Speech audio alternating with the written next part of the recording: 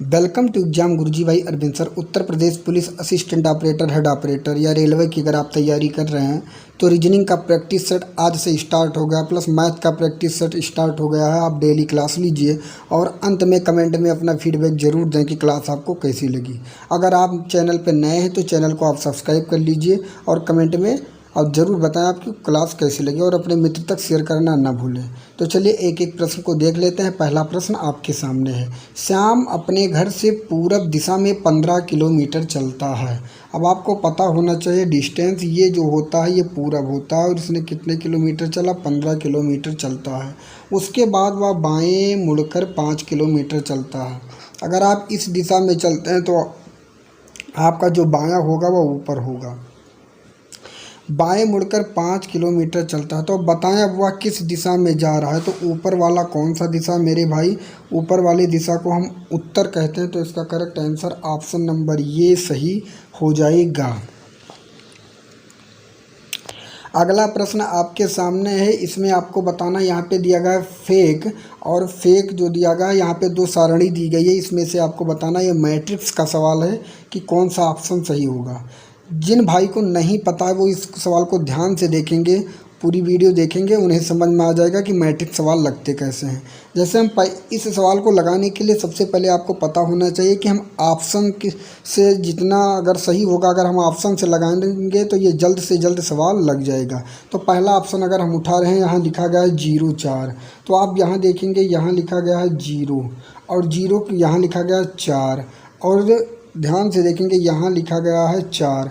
अब 0-4 के बीच में यहाँ पे जो मुड़ा है, यहाँ पे जो मुड़ा है ये आप देखेंगे यहाँ पे मुड़ गया है, यहाँ ई दिख रहा है और होना चाहिए अब। तो पहला ऑप्शन गलत हुआ।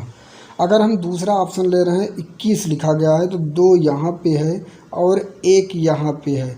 अब आप देखेंगे 2 1 पर जो मुड़ रहा है वह यफ है, तो यफ तो कंफर्म हुआ। अब लिखा गया है 41। अब 41 में हम क्या देखेंगे, इसी तरह हम 41 में देखेंगे कि यहाँ पे दिया गया है 4 और यहाँ पे दिया गया है 1 और 4 1 के सामने ये भी दिया गया है, तो ये भी सही हुआ। अब हम के को देखेंगे। पहले 65 पर अगर के आ रहा है तो 65 पे के देखने के लिए यहाँ पे 6 और यहाँ पे 5 और 6-5 के बीच के भी आ रहा है, तो ये भी सही है। अब हम ई को देखेंगे। ई को अगर 00 पर ई आ रहा है तो यही ऑप्शन सही होगा। तो ये 0 से 0 पे जहाँ मोड़ रहा है ई भी आ रहा है, तो इसका जो करेक्ट आंसर होगा ऑप्शन नंबर बी सही हो जाएगा। इस तरह आपको मैट्रिक्स का सवाल हल करना है। अगला प्रश्न आपके सामने है, इसका उत्तर आपको देना है। 12, 18, 36 नीचे 6 दिए गए हैं, फिर 16, 32, 40, 8 दिए गए हैं और 36, 18, 27, तो यहाँ पे क्या होगा। इस सवाल को पहले आप ध्यान से देखेंगे। इसमें एक ही लॉजिक लग रहा है कि नीचे वाली जो संख्या दी गई है इस संख्या से ये तीनों क्या हो रहे हैं, विभाजित हो रहे हैं, कट रहे हैं। 6 से 12 भी कट रहा है, 6 से 18 भी कट रहा है, 6 से 36 भी कट रहा है, 8 से 16 भी कट रहा है, 8 से 32 भी कट रहा है, 8 से 40 भी कट रहा है। अगर आप 18 ऑप्शन उठाएंगे तो 27 नहीं कटेगा, 36 और 18 कट सकता है, 12 से भी नहीं कटने वाला है और 9 से ये तीनों के तीनों ऑप्शन कट जाएंगे। तो यहाँ पे जो होगा 9 होगा। इसका correct answer option number C सही हो जाएगा। अगला प्रश्न आपके सामने है, इसका उत्तर आपको देना है। यहाँ आप देखेंगे कि यहाँ पे 7, 16, 34, फिर यहाँ पे पूछा गया कि क्या होगा, फिर 142, 286। अब 7 से अगर 16 बनाया गया, 16 से 34, तो क्या हुआ, 7 को 2 से गुणा करके +2 कर दिया गया है और 16 बना दिया गया है। इसी तरह क्या किया गया, 16 को 2 से गुणा करके और 2 जोड़ दिया गया है, 34 बना दिया गया है। और इसी तरह आप क्या करेंगे, 34 में भी 2 से गुणा करेंगे +2 जोड़ देंगे तो हो जाएगा 70। 70 इसका करेक्ट आंसर होगा, जो कि ऑप्शन नंबर बी में दिया गया है। अगला प्रश्न आपके सामने, इसका उत्तर आपको देना है कि क्या होगा। अब आप यहाँ पे देखिए, यहाँ लिखा गया कुछ कवि गायक हैं। कवि का मैं का से लिख देता हूँ, कुछ कवि क्या हैं, गायक हैं। गायक को गा से मैंने कर दिया, गायक हैं। और कुछ गायक पेड़ हैं। कुछ गायक क्या हैं, पेड़ हैं। पास से आप पेड़ समझ लीजिएगा। अब नीचे निष्कर्ष दिया गया कुछ कवि पेड़ हैं। अब कभी यहाँ पे है और पेड़ यहाँ पे है, क्या टच कर रहा है? नहीं टच कर रहा है, तो पहला ऑप्शन क्या हुआ? गलत हुआ। कुछ पेड़ गायक हैं। अब देखिए पेड़ ये है और गायक ये है, पेड़ गायक का कुछ भाग टच कर रहा है, इसलिए दूसरा ऑप्शन सही हुआ। तो इसका जो करेक्ट आंसर होगा, केवल 2 निष्कर्ष निकलता है, जो कि ऑप्शन नंबर बी में दिया गया है। अगला प्रश्न आपके सामने, इसका उत्तर आपको देना है। कंप्यूटर की शिक्षा स्कूल से ही शुरू करनी चाहिए, ये कथन में दिया गया है। अब पूर्व धारणाएं क्या हैं? कंप्यूटर सीखना आसान है। देखिए ऐसा कुछ नहीं है कि यहाँ पे ऐसा कुछ नहीं कहा गया है कि कंप्यूटर सीखना बिल्कुल आसान है, ये तो पहला बिल्कुल गलत है। कंप्यूटर शिक्षा प्राप्त करने पर नौकरी आसानी से मिल जाती है। हाँ, कहीं ना कहीं अगर आसानी से नौकरी मिल जाती होगी तभी स्कूल में शुरू से कहा गया है कि शुरू करना चाहिए, शिक्षा स्कूल में शुरू करना चाहिए, इससे कहीं ना कहीं लाभ होगा। तो इसका जो पूर्व धारणा होगा वो 2 अंतर्निहित है, जो कि ऑप्शन नंबर बी में दिया गया है। अगला प्रश्न आपके सामने है, इसका उत्तर आपको देना है। एक व्यक्ति दक्षिण दिशा की ओर चलना आरंभ करता है। अब आप क्या करेंगे? दक्षिण दिशा की ओर बताया गया है, तो दक्षिण दिशा नीचे होता है। दक्षिण दिशा की ओर चलना आरंभ करता है और 10 मीटर तक चलने के बाद वह बाईं मुड़ता है। अगर आप नीचे की दिशा में चल रहे हैं तो आपका बायां इधर होगा, आपको पता होना चाहिए। बाईं ओर मुड़ता है और 15 मीटर चलता है और 15 मीटर चलने के बाद वह फिर पुनः बाईं ओर मुड़ जाता है। अगर आप इस दिशा में चलते हैं तो इसका बायां इधर होगा, बाएं मुड़ जाता है। वह अंत में किस दिशा में जा रहा है? और ये जो दिशा ऊपर का है ये उत्तर है, जो कि ऑप्शन नंबर ये में दिया गया है, ये इसका करेक्ट आंसर हो जाएगा। अगला प्रश्न आपके सामने है, इसका उत्तर आपको देना है। दया का भाई अमित है। अब आप यहाँ देखिएगा ध्यान से, डी से मैंने लिख दिया दया और का भाई अमित है। दया का भाई अमित है। दया चंद्रा का बेटा है। दया जो है किसका बेटा है? चंद्रा का बेटा है। और विमल चंद्रा के पिताजी हैं, और चंद्रा के जो पिताजी हैं वो कौन है? विमल हैं।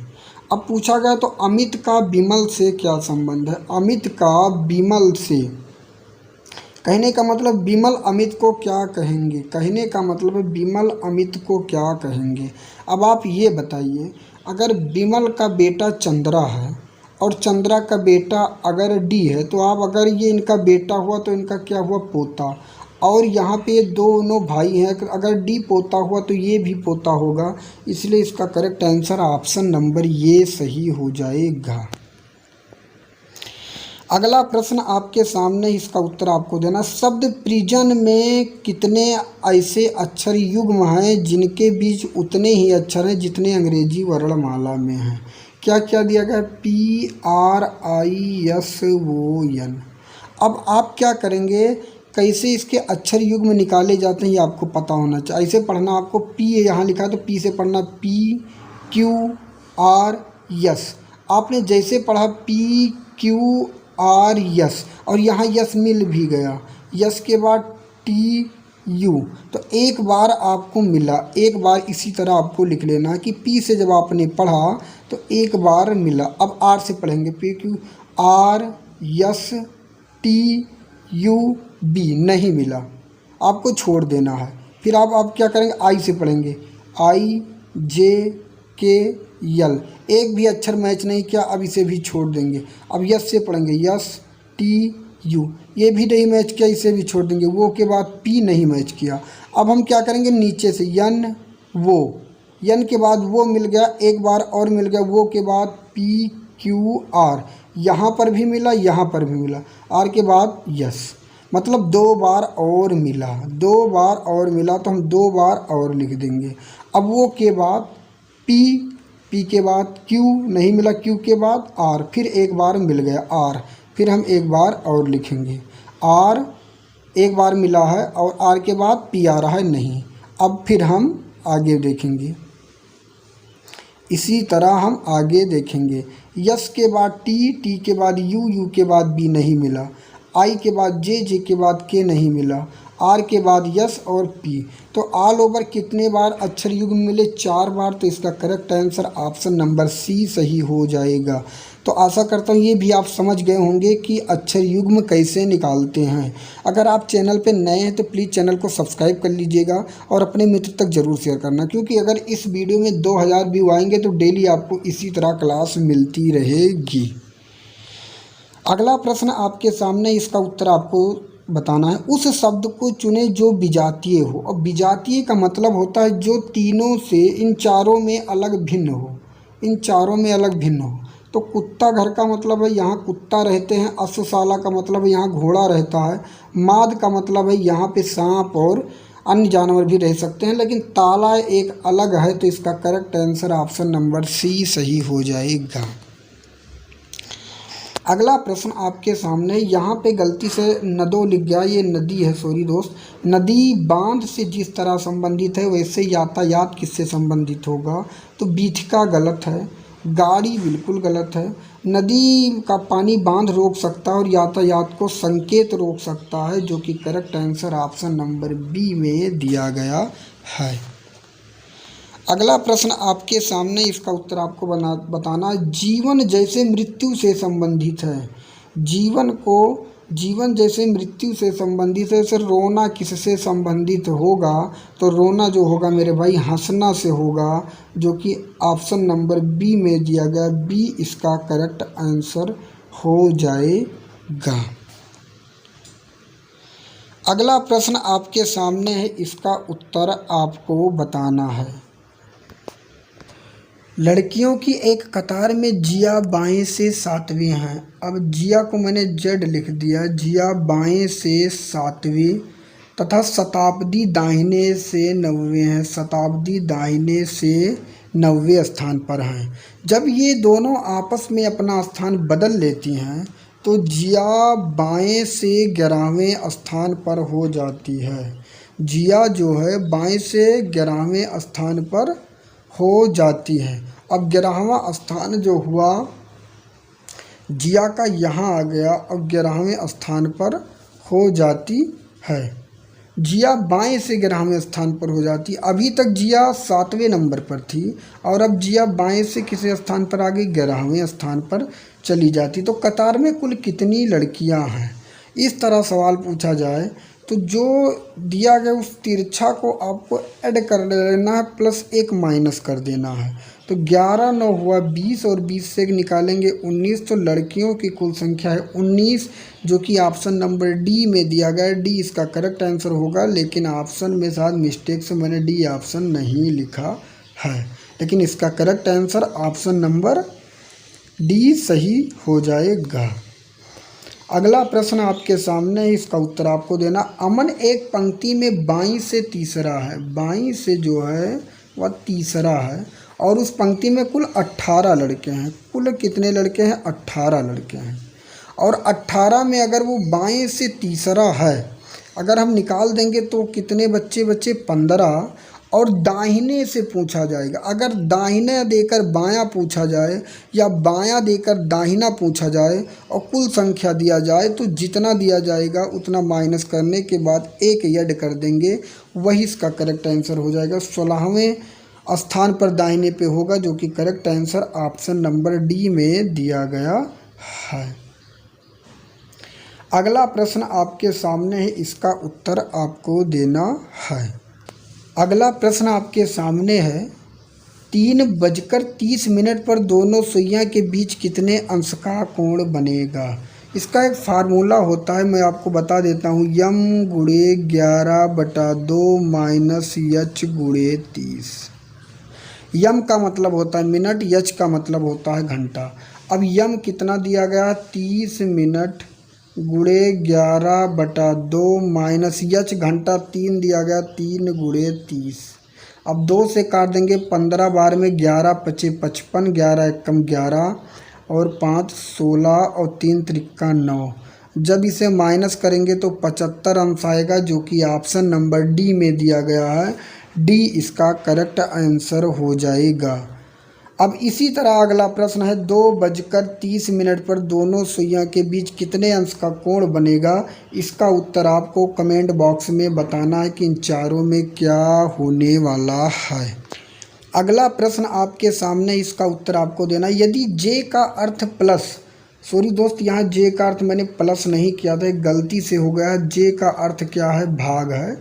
जे का अर्थ भाग, के का अर्थ गुणा, यल का अर्थ माइनस और यम का अर्थ प्लस हो तो आपको बताना है 9 यम 14 जे 7 यल और 8 के 2 का मान बताना है। तो यहाँ पे जो पहले दिया गया है मान 9 14 7 8 2 लिख लेना है। अब यम का मतलब क्या बताया गया, आप ध्यान से देखेंगे, प्लस तो प्लस कर देना है। और जे का मतलब भाग बताया गया है तो यहाँ भाग दे देना है। यल का मतलब, यल का अर्थ माइनस बताया गया है, माइनस कर देना है। और फिर के का अर्थ जो बताया गया है गुणा बताया गया है, यहाँ गुणा कर देना है। बस 7 से पहले 14 को भाग देंगे, 7 दूनी 14, 9 + 2 हुआ और -8 दूनी 16 हुआ। तो 9 और 2 कितना हुआ, 11, 11 - 16 हुआ। अगर आप माइनस करेंगे तो आएगा -5, जो कि ऑप्शन नंबर बी में दिया गया, बी इसका करेक्ट आंसर हो जाएगा। इसी तरह अगला प्रश्न आपके सामने, इसका उत्तर भी आपको देना है कि क्या होने वाला है। यहाँ पे मैं आपको बता दूँ, यहाँ पे भी थोड़ी सी मिस्टेक हुई, आप समझ लेना कि ई का जो अर्थ यहाँ प्लस दिया गया है, यहाँ प्लस नहीं होगा, ई का जो अर्थ है वह भाग होगा। अब आपको बताना है 14C3 ये 12E4D2 का मान क्या होगा। इसका उत्तर भी आपको कमेंट बॉक्स में देना है। तो आशा करता हूँ यह क्लास आपको पसंद आया होगा दोस्त, और कमेंट में अपना फीडबैक ज़रूर दें कि आप रीजनिंग की क्लास पाना चाहते हैं या नहीं। मिलूंगा एक दूसरे नेक्स्ट वीडियो में, तब तक के लिए जय हिंद, जय भारत, राम राम।